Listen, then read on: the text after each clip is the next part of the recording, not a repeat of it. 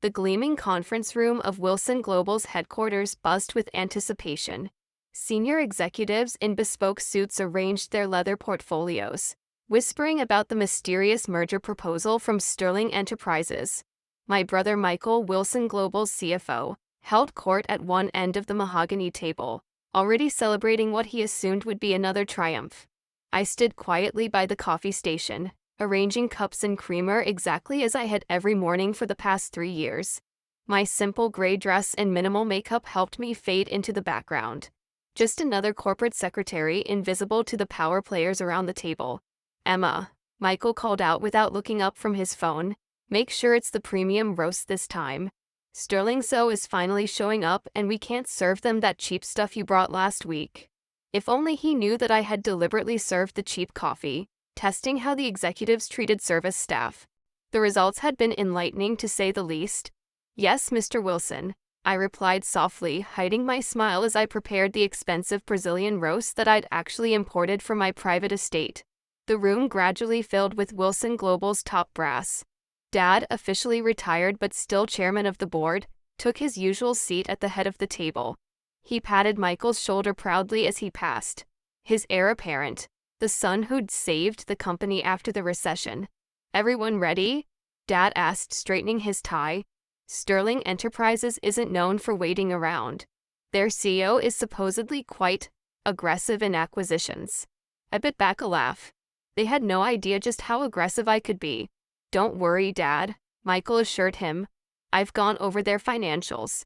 They need this merger more than we do. We'll have them accepting our terms before lunch." Poor Michael, always so confident, yet completely unaware that the financials he'd reviewed were carefully crafted decoys. The real numbers would tell a very different story. "Emma," he snapped his fingers at me, "coffee service. And try not to spill it this time." I hadn't spilled a drop in 3 years, but Michael loved reminding everyone about my first day when nervousness had made my hands shake. Back then, I'd been testing the waters, seeing if anyone would recognize the daughter who'd left 10 years ago to find herself. They hadn't. Not even my own family. The door opened and Harrison Wright, Sterling's lead counsel, entered. I'd hired him specifically for this meeting, knowing his reputation for being ruthlessly thorough. "Good morning," Harrison nodded to the room. "Before we begin, I'll need to distribute these documents." I watched as he handed out thick folders marked confidential. "Right on schedule." "Where's your CO?" Michael demanded. "We were told Sterling's owner would be here personally." "Oh, they are." Harrison smiled slightly. "In fact, they've been here all along." My moment had arrived. I stepped forward from the coffee station, removing the plain glasses I'd worn as part of my disguise. "The premium roast is ready," I announced, my voice carrying the authority I'd hidden for 3 years. "Though I doubt anyone will be thinking about coffee in about 30 seconds. Dad's head snapped up. Michael's smirk froze. "Emma." Dad's voice held a note of confusion I'd never heard before. "What are you doing? We need to start the meeting." "Open the folders," I suggested, casually leaning against the conference table. "Page 1 should be particularly interesting." The sound of rustling paper filled the room. Then, one by one, the expressions around the table changed from confusion to shock. This can't be right," Michael stammered, flipping pages frantically. "Sterling Enterprises. Owned by Emma Wilson." "That's right, little brother," I smiled. "Though most people know me as E.J. Sterling, CEO of Sterling Enterprises." Surprise. Dad's hands trembled as he read the documents. But you've been working here as a secretary." "Administrative assistant," I corrected him. "Yes, I have. Learning everything about how this company really operates. Who makes the actual decisions. Who takes credit for others' work. Who treats support staff like they're invisible." "This is impossible," Michael declared, but his voice had lost its usual confidence.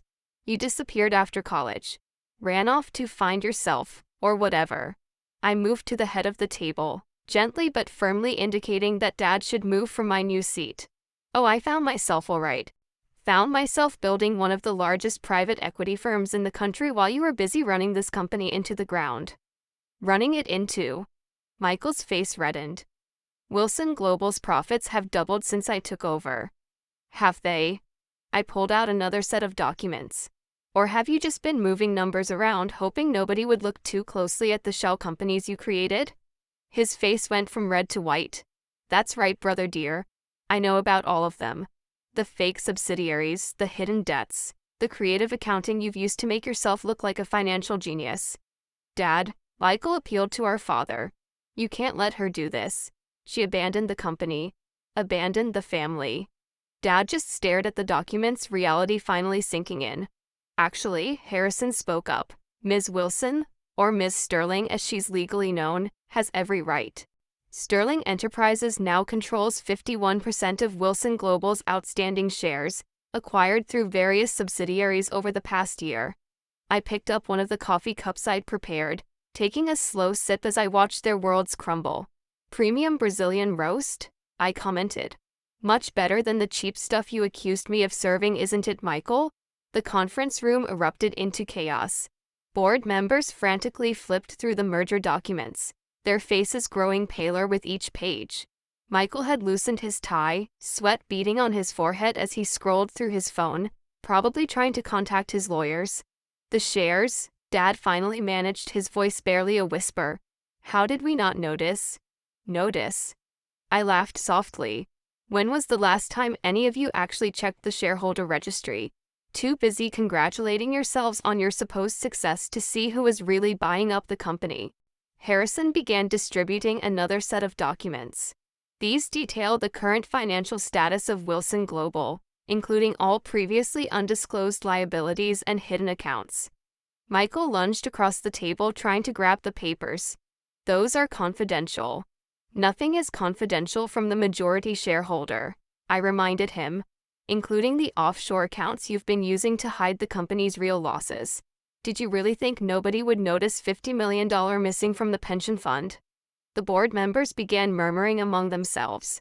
Several pulled out their phones, no doubt calling their personal lawyers. The pension fund? Dad turned to Michael. You said those investments were secure. They were. Michael protested, but his voice cracked. I was protecting the company's interests. By gambling with employees' retirement savings. I stood up, my voice sharp. By using shell companies to hide the fact that Wilson Global is practically insolvent. Insolvent, one of the board members echoed. But our quarterly reports were fiction, I finished for him. Creative writing courtesy of my brother's financial genius. Would you like to see the real numbers? I nodded to Harrison, who pulled up a presentation on the conference room screen. The graphs told a story very different from the rosy picture Michael had been painting. As you can see, I continued, Wilson Global's actual debt is triple what's been reported. The recent acquisitions Michael bragged about, funded with borrowed money and hidden through a maze of shell companies. You had no right to access those records, Michael sputtered. I had every right. While you were ordering me to fetch coffee, I was conducting a thorough audit of every aspect of this company. Amazing what people will say around someone they think is just a secretary. Dad had aged 10 years in the past 10 minutes. Why, Emma? Why go to all this trouble? Remember when I presented my restructuring plan 7 years ago? Before I ran off to find myself. You and Michael laughed me out of this very room. Said I didn't understand how real business worked. That plan was unrealistic, Michael protested weakly.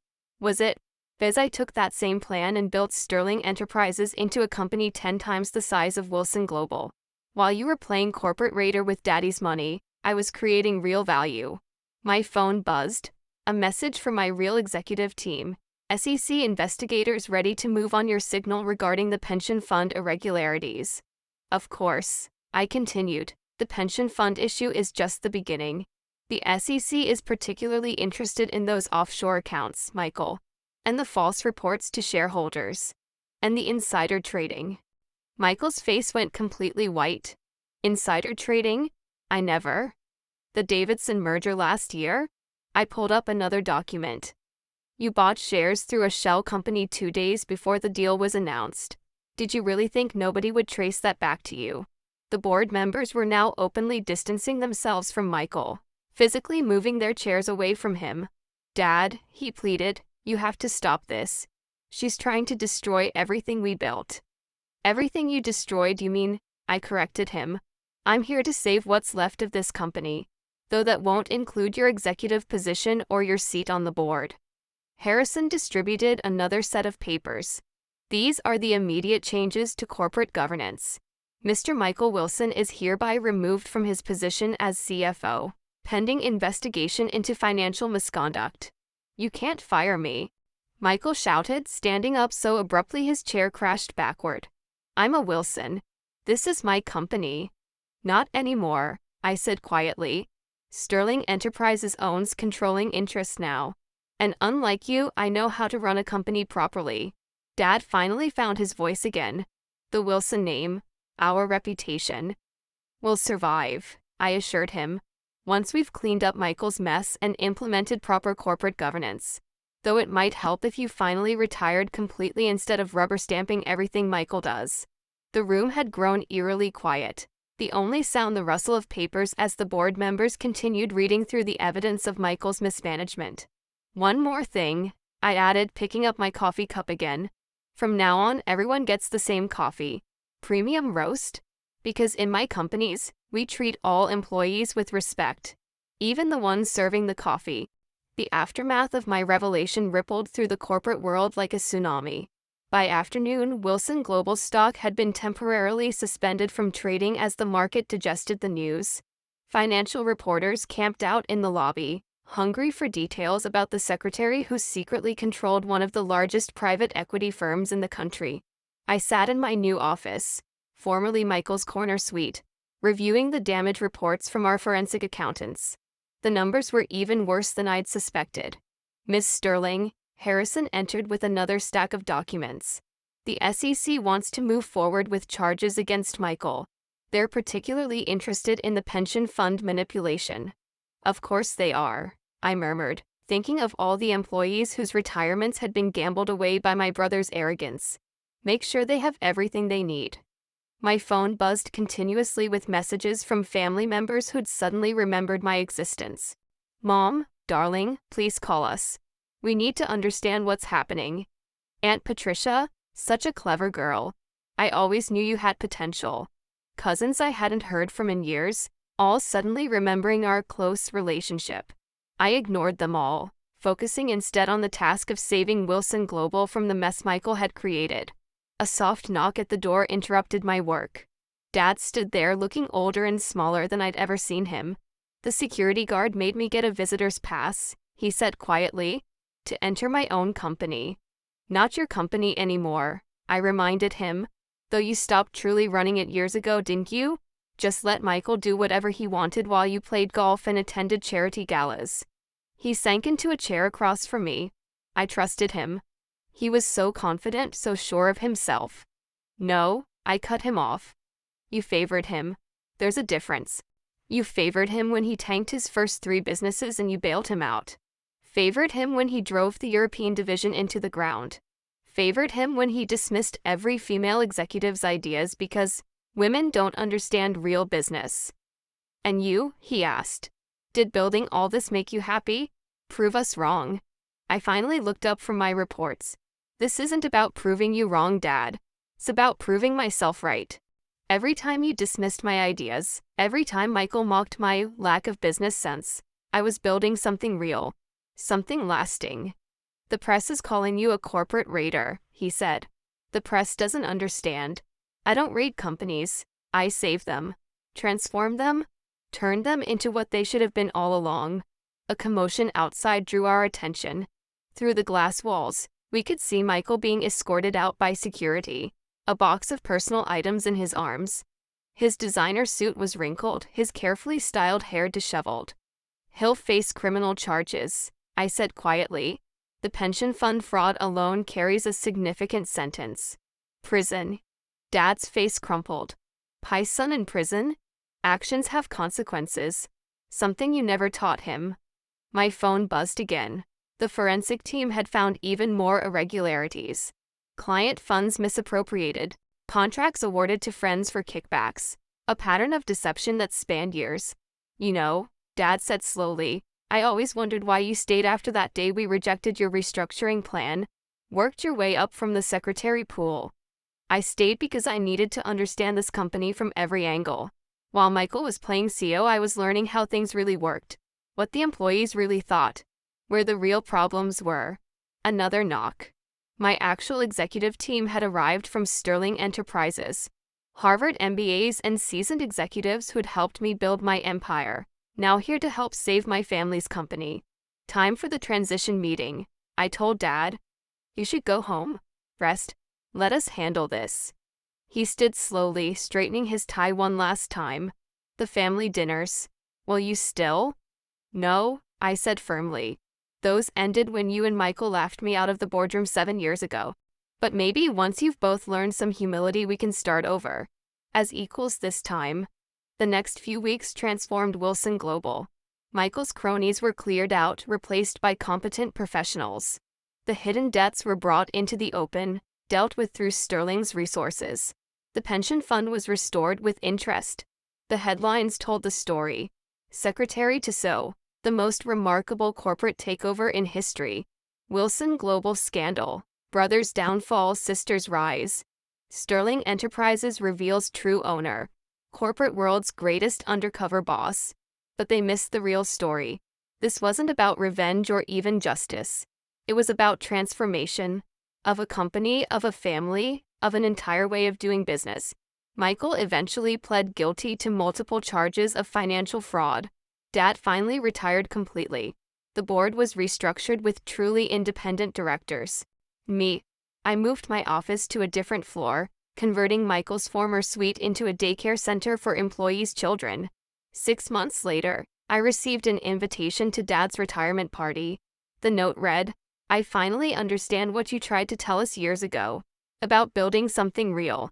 About treating people with respect. I'm sorry we didn't listen then. Will you give us a chance to listen now?" I thought about all the board meetings where they dismissed me, mocked me, treated me as less than them. Then I thought about my grandfather's old saying, "Success isn't in what you take, but in what you build."